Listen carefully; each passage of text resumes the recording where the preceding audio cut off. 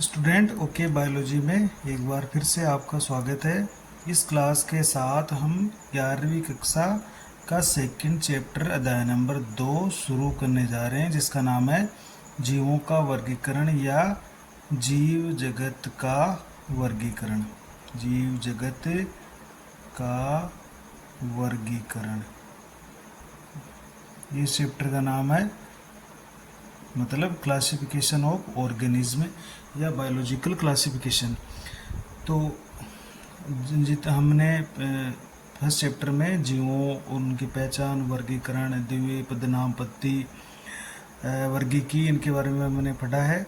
इस चैप्टर में हम जो विभिन्न प्रकार के जीव, उनकी वर्गीकरण और जो वर्गीकरण की पद्धतियां हैं उसके बारे में चर्चा करेंगे, और जो इसके मुख्य जगत बनाए गए उनकी भी हम एक अलग से एक एक की चर्चा करेंगे। तो देखिए, प्राचीन काल से ही मानव ने सजीवों के वर्गीकरण के अनेक प्रयास किए हैं।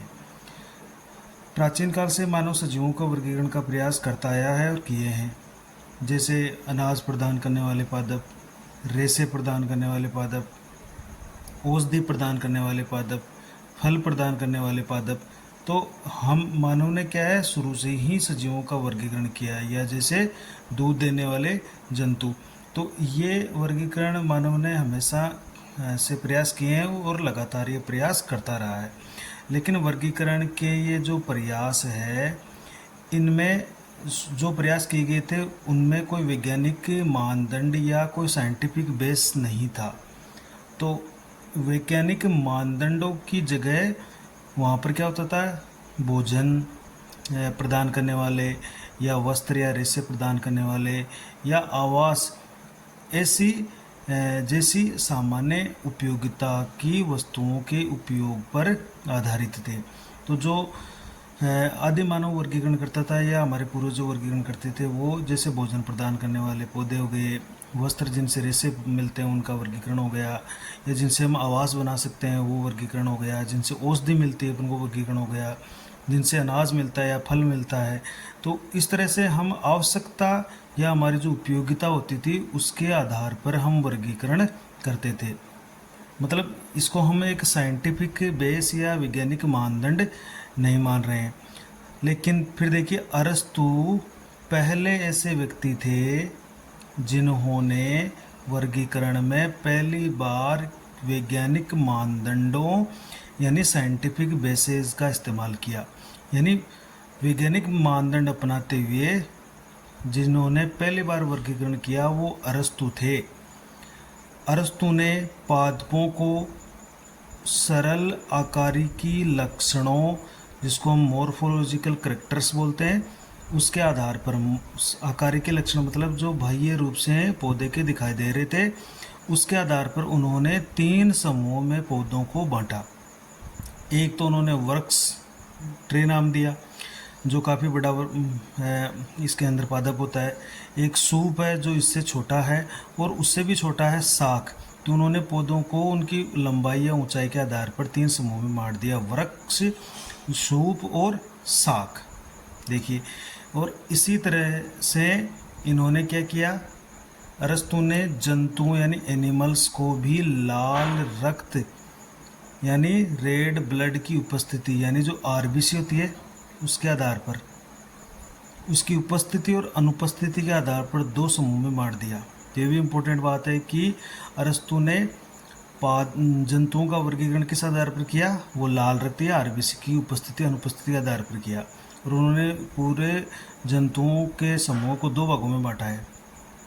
एक तो है एनाइमा और एक तो इनाइमा और एक है एनाइमा।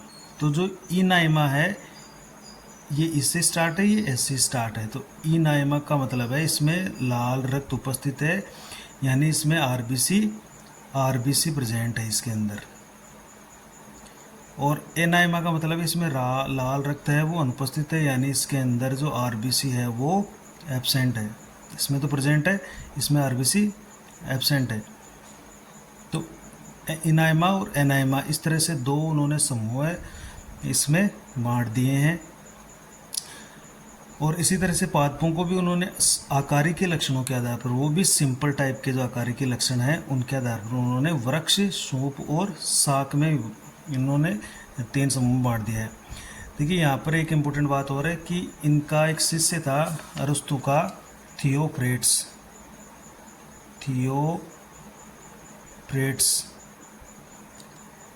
तो इन्होंने क्या किया, पादपों का, अरस्तु तो मेन जंतुओं पर काम कर रहे थे, थियोफ्रेट्स पादपों पर काम कर रहे थे, तो इन्होंने पादपों को 4 समूह में बांट दिया।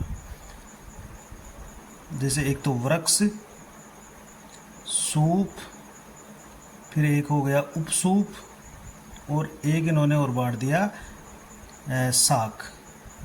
तो अरस्तु ने तो केवल वृक्ष, सूप और शाक, इन्होंने एक उपसूप नाम का एक समूह और बना दिया। तो थियोफ्रेट्स ने पादपों के 4 समूह बनाए थे, जो कि ये अरस्तु के ही शिष्य थे, थियोफ्रेट्स।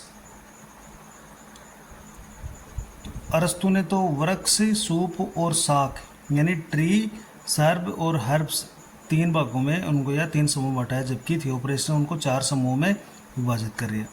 और थियोफ्रेट्स ने सबसे पहले वर्गीकरण शब्द, ये जो वर्गीकरण शब्द है ये उन्होंने काम में लिया था सबसे पहले। यानी वर्गीकरण जो शब्द है, क्लासिफिकेशन, ये सबसे पहले किसने लिया था, थियोफ्रेट्स ने। और अपन ने ये भी सुनते हैं एक वर्षीय, द्विवर्षीय, बहुवर्षीय, ये पादप अपन सुनते हैं। तो ये जो शब्द है, 1 वर्ष आयु वाले, 2 वर्ष आयु वाले, 3 वर्ष आयु वाले, तो ये शब्द भी थियोफ्रेट्स के द्वारा ही दिए गए थे। तो चलिए, ये अपने तो कोर्स में नहीं है, फिर भी आपको जानकारी होनी चाहिए कि अरस्तु ने 3 समूह में बांटा है आकारिक की लक्षणों के आधार पर, और यहाँ पर उनके शिष्य थियोफ्रेट्स ने पादपों को 4 समूह में बांटा, यानी सूप को उपसूप में और बांट कर ही 4 समूह बना दिए हैं। और वर्गीकरण जो शब्द है वो भी उनके द्वारा ही दिया हुआ है। और 1 वर्षीय, द्विवर्षीय, जो बहुवर्षीय जैसे शब्द है पौधों के लिए जो इस्तेमाल किया है वो भी इन्हीं के द्वारा दिया गया है। तो जंतुओं को उन्होंने क्या किया, आरबीसी के आधार पर 2 भागों में बांटा है, एनाइमा और इनाइमा। तो इनाइमा का मतलब आरबीसी उपस्थित है, और एनाइमा का मतलब यहाँ पर आरबीसी अनुपस्थित है।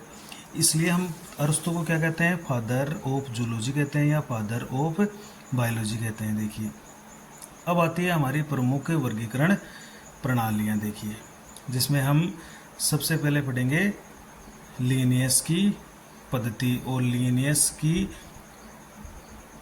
जो पद्धति है वो है द्विजगत पद्धति।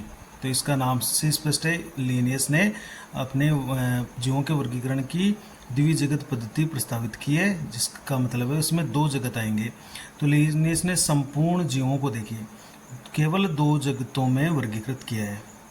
एक तो उन्होंने बना दिया प्लांटी, जिसमें सभी पादप आ गए, और एक बना दिया उन्होंने एनिमेलिया, यानी जिसमें सारे एनिमल्स यानी जंतु आ गए, एनिमल्स, और इसमें आ गए सारे प्लांट्स।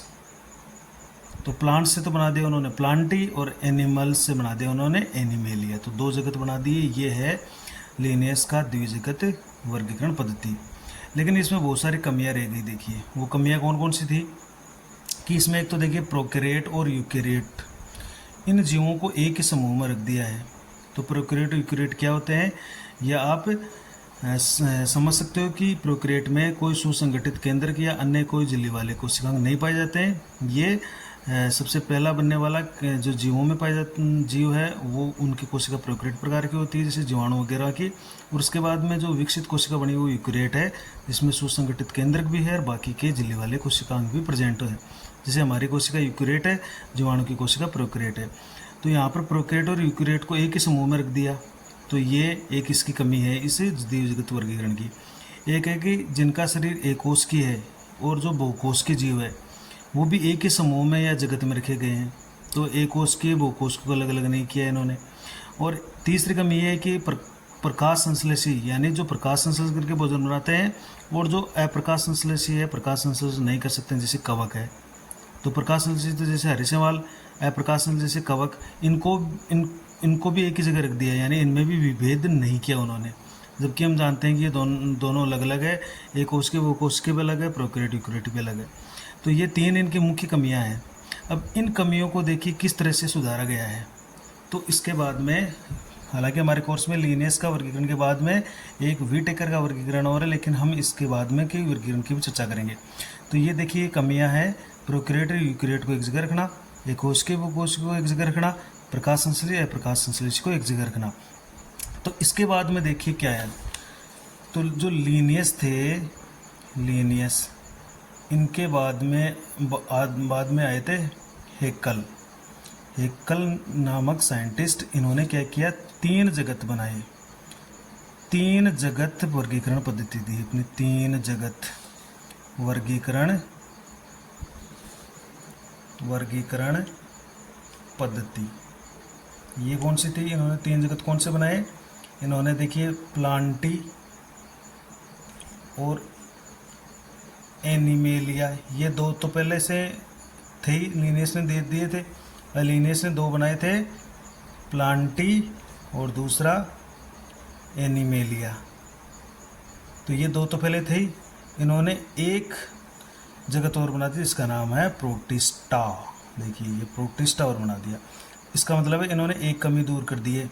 एक कमी का मतलब है जो एक कोश के जो जीव है वो अलग हो गए। तो प्रोटिस्टा में कौन आएंगे, एक कोश के यूकैरियोट जीव आते हैं। तो एक कमी तो इन्होंने यहाँ पर दूर कर दी। तो हेक्कल ने 3 जगतीय वर्गीकरण पद्धति दी, प्लांटी, एनिमेलिया, और इनमें से उन्होंने एक कोशिकीय जीवों को अलग कर दिया, यानी प्रोटिस्टा के में अलग कर दिया। अब एक कमी तो ये दूर हो गई, कौन सी, कि एक कोशिकीय और बहुकोशिकीय जीवों को, तो एक कोशिका को अलग कर दिया, तो ये कमी तो दूर हो गई। अब बचती है 2 कमियां, यानी प्रोकैरियोट और यूकैरियोट, और प्रकाश संश्लेषी और अप्रकाश संश्लेषी, इनको अलग करना। तो इनके बाद में जो वैज्ञानिक आए हैं वो थे कोपलैंड नाम के एक साइंटिस्ट, कोपलैंड।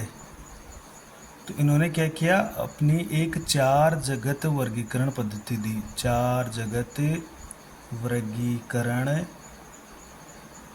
पद्धति दी इन्होंने। और इन्होंने कौन कौन से वर्गीकरण दिए, 3 तो ये के रह जाएंगे, एक तो पहले से प्लांटी था ही, दूसरा एनिमेलिया, ये भी मौजूद है, और तीसरा प्रोटिस्टा आ ही गया।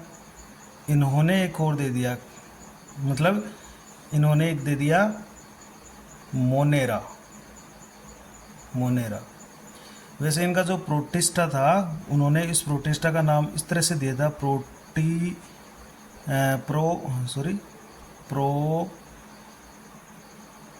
प्रोटिस्टा, इस तरह से इन्होंने दिया था, प्रोटिस्टा। ये एक तरह से प्रोटिस्टा ही था, इन्होंने थोड़ा सा इसको चेंज करके बताया था। हाँ, चौथा जो इन्होंने जगत बना दिया वो बना दिया था इन्होंने मोनेरा। तो यहाँ पर एक समस्या और अलग हो गई, कौन सी, इन्होंने यहाँ पर प्रोकैरियोट को अलग कर दिया। देखिए प्रोकैरियोट जीवों को अलग कर दिया। तो अभी ये एक समस्या ये अलग हो गई, एक दूसरी समस्या अलग हो गई, यानी प्रोकैरियोट और यूकैरियोट जीवों को अलग अलग कर दिया। तो 4 जगत में ये हो गई। अब अभी भी एक समस्या बनी हुई है, प्रकाश संश्लेषी और अप्रकाश संश्लेषी के बीच विभेद। तो अब आ रहे थे, जो सबसे बढ़िया जो वर्गीकरण है वो है RH वीटेकर का, यानी रॉबर्ट हार्डिंग वीटेकर।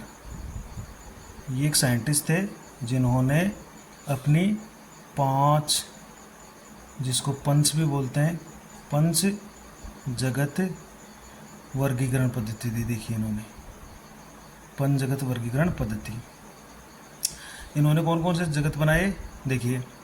अब ये तो थे, प्लांटी भी था, दूसरा एनिमेलिया भी था,